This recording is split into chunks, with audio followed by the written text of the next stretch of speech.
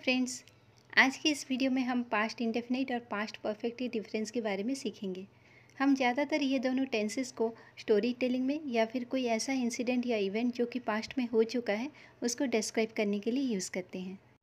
हम past indefinite tense का use तब करते हैं जब कोई एक्शन पास्ट में ख़त्म हो चुका है, और पास्ट परफेक्ट का यूज़ तब करते हैं जब कोई एक्शन बहुत पहले पास्ट में ख़त्म हो चुका है। पास्ट इंडेफिनिट एक ही एक्शन को शो करता है, जबकि पास्ट परफेक्ट एक साथ दो एक्शंस को शो करता है। For example, I went to school with my friend. मैं अपने दोस्त के साथ स्कूल गई थी।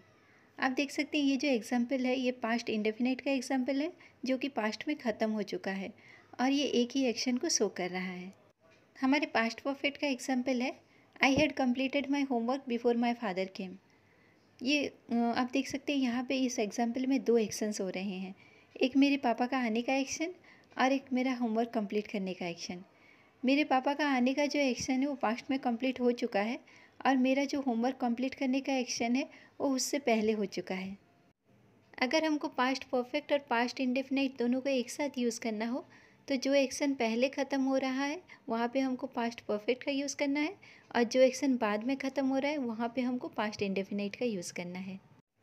For example, I had already eaten my dinner when he called. उसने जब मुझे फ़ोन किया तब मैं उससे पहले खाना खा चुकी थी। तो यहाँ पे आप देख रहे हैं इस सिचुएशन में दो एक्शंस हैं, और एक एक्शन एक के होने के बाद हुआ है। तो जो एक्शन पहले हुआ है, मतलब कि खाना खाने का जो एक्शन वो पहले हुआ है, तो इसलिए हमने वहाँ पे पास्ट परफेक्ट टेंस का यूज़ किया है। और उसका जो फ़ोन करने का जो एक्शन है वो खाना खाने के बाद हुआ है, तो इसीलिए हमने वहाँ पे सिंपल पास्ट टेंस का यूज़ किया है। इसको हम ऐसे भी लिख सकते हैं, when he called I had already eaten my dinner. तो इसको सेंटेंस में यूज़ करने का रूल है, पहले व्हेन, फिर सब्जेक्ट, फिर second form of the verb, फिर ऑब्जेक्ट, फिर उसके बाद कॉमा, फिर सब्जेक्ट, फिर हैड, फिर third form of the verb, और लास्ट में हमको ऑब्जेक्ट को शो करना है। यहाँ पे हमको कॉमा से पहले उस एक्शन को दिखाना है जो कि बाद में हुआ है, और कॉमा के बाद हमको उस एक्शन को दिखाना है जो कि पहले हो चुका है। हम व्हेन के बदले बिफोर का भी यूज़ कर सकते हैं, जैसे कि I had written the letter before he apologised. उसके माफ़ी मांगने से पहले ही मैं खत लिख चुका था। The plane had left by the time I got to the airport. जब तक मैं एयरपोर्ट पहुंचा उससे पहले ही प्लेन जा चुका था। इससे पहले कि हम महसूस करें कुछ बचा नहीं है, हमने अपना सारा पानी पी लिया था। We had drunk all our water before we realise there was not any left. हम प्रेजेंट परफेक्ट में जस्ट का यूज़ भी कर सकते हैं, ये दिखाने के लिए कि एक्शन अभी जस्ट कुछ ही देर पहले ही कंप्लीट हुआ है, जैसे कि the bus had just left when we got to the stop. जब हम बस स्टॉप पे पहुँचे उसके जस्ट कुछ ही देर पहले ही बस छोड़ चुका था। I had just gone outside when it started to rain. मैं अभी बाहर गया था कि बारिश होने लगी। हम प्रेजेंट परफेक्ट की मदद से सिंगल एक्शन को भी दिखा सकते हैं। ऐसा ज़रूरी नहीं है कि हमको दो दो एक्शन हमेशा दिखाना होगा, बट यहाँ पे हमको ऑलरेडी, अर्लियर, बिफोर ये सब का यूज़ करना होगा। जैसे कि I had already talk to her, मैं उससे पहले बात कर चुका था। I had not read this book before, मैं ये किताब पहले नहीं पढ़ा था। जब हम स्टोरी टेलिंग करते हैं तब हमको सिंपल पास्ट और पास्ट परफेक्ट के बीच में कन्फ्यूज़न होता है।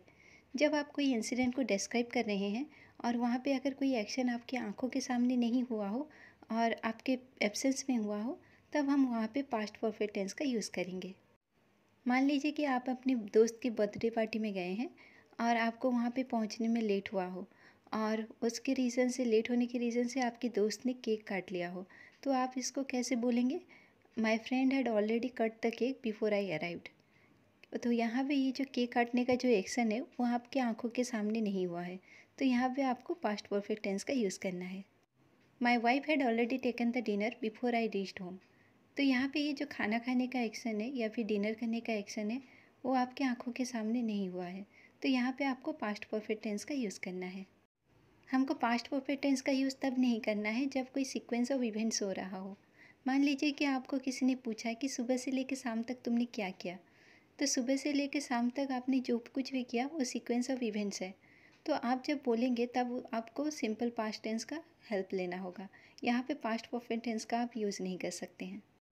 जैसे कि आप बोल सकते हैं कि I woke up in the morning, I got freshen up, then I took my breakfast, I went to school, I came back at 4 PM, then I went to play. तो इसी तरह आप सिंपल पास्ट की मदद से sequence of events को दिखा सकते हैं।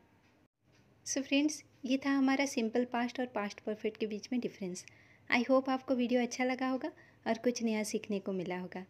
तो मिलते हैं नेक्स्ट वीडियो में एक नई टॉपिक के साथ। Till then bye, take care.